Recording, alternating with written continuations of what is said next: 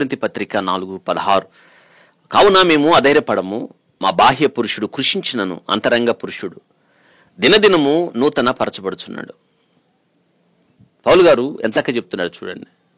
మేము అధైర్యపడం, మా బాహ్య పురుషుడు కృషించుచున్నను అంతరంగ పురుషుడు. అంటే వాళ్ళు శ్రద్ధ తీసుకుంది దేనికి? అంతరంగ పురుషుడు దినదినము వర్ధిల్లుతున్నాడు. మనం చాలాసార్లు బయటే లక్ష్య పెడతాం, బయటే శ్రద్ధ తీసుకుంటాం, శరీరాన్ని బహుగా మనం ఆదరిస్తాం. ఆదరించద్దు అని కాదు, కానీ మరి లోన అంతరంగ పురుషుడు ఉన్నాడే, ఆయన సంగతి ఏంటి? ఇది పౌలు గారి స్టేట్మెంట్ అన్నమాట. చక్కగా చెప్పాడు, మేము బాహ్య పురుషుడి గురించి పట్టించుకోం, కానీ మాకు ప్రాముఖ్యమైనది ఏమిటంటే అంతరంగ పురుషుడు. మరి అంతరంగ పురుషుడు పోషించబడాలి కదా, సంరక్షించబడాలి కదా, ఆరోగ్యంగా ఉండాలి కదా.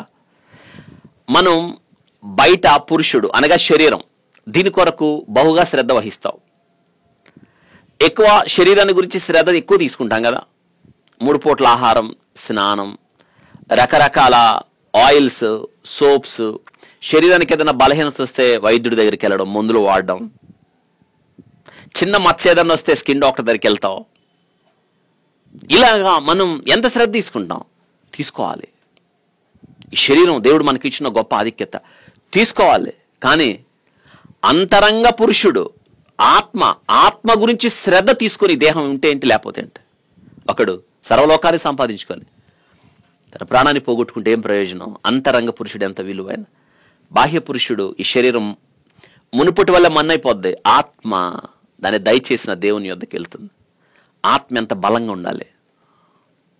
3 పూట్ల శరీరానికి ఆహారం తీసుకుంటున్నారు కదా, అంతరంగ పురుషుడు కొరకు మరి 3 పూట్ల ఆహారం పెట్టాలి కదా. అనగా 3 పూట్ల ఆహారం అంటే ఏంటి? బైబిల్ వాక్యం. 3 పూట్ల ఆహారం ప్రార్థన, 3 పూటల ప్రభు యొక్క సన్నిధి. దావీదులాగా 7 మార్లు దేవుని స్తుతి, దానియేలు గారిలాగా 3 మార్లు ప్రార్థన. ఇవి అంతరంగ పురుషుడు బలపడ్డానికి కారణం అవుతాయి. ఇది మనం గుర్తుపెట్టుకోవాలి. అవుట్వర్డ్ మ్యాన్, ఫిజికల్ బాడీ, ఇది మునుపటి వల్ల మన్నైపోద్ది. ఆత్మ దాన్ని దయచేసిన దేవుని యొద్దకు వెళ్తుంది. వయసు పెరిగే కొలదే బాహ్య పురుషుడు క్షీణించిపోతాడు కదా. ఇప్పుడు మీ వయసు ఎంత? 20 ఏళ్ళప్పుడు లాగా ఉన్నారా? చూడండి, క్షీణించిపోతుంది. కానీ అంతరంగ పురుషుడు క్షీణించకూడదు, దినదినము వర్ధిల్లుతాడని జ్ఞాపకం చేసుకోవాలి. మనం దినదినము వర్ధిల్లుతాడు. కాబట్టి మనం కేవలం బాహ్య పురుషుడిని బట్టి ఆలోచిస్తాం, అంతరంగ పురుషుడి గురించి మనం అంతగా పట్టించుకోం. Inward man, that is soul. మంటి ఘటాలు తన మహిమనుంచాడు. కొరింథీయులకు రాసిన పత్రికలో 2 కొరింథీ 4వ అధ్యాయంలో పౌలు గారు చెప్తాడు, ఇది కనిపించింది శాశ్వతమైంది. ఇది మనం గుర్తుపెట్టుకోవాలి. బాహ్యం ఎలాగా? బాహ్య పురుషుడు కొరకు, కనిపించే శరీరం కొరకు ఎలాగా ఆహారం ఇచ్చావో, అంతరంగ పురుషుడు కొరకు ఇందాక చెప్పాను కదా, వాక్యం, ప్రార్థన, ఆరాధన, దేవుని యొక్క వాక్య నియమాలు, పరిశుద్ధుల సహవాసం, ప్రభు పని మీద ఉండడం, ఆయన గురించి ఆలోచించడం, ధ్యానించడం, ఇలాగా ఎన్నెన్నో మనకిచ్చిన తలాంతులు ప్రభు కొరకు వాడడం, ఇవన్నీ కూడా. కాబట్టి ఇక్కడ మనం నేర్చుకోవాలి, అంతరంగ పురుషుడు బలం పొందాలి అంటే ప్రభు కొరకు, ప్రభు పని మీద మనం ఉండాలి. వయసుతో పాటు వయసు పెరుగుతున్న కొలది మరింత ప్రభు పరిచర్యలో కొనసాగాలి.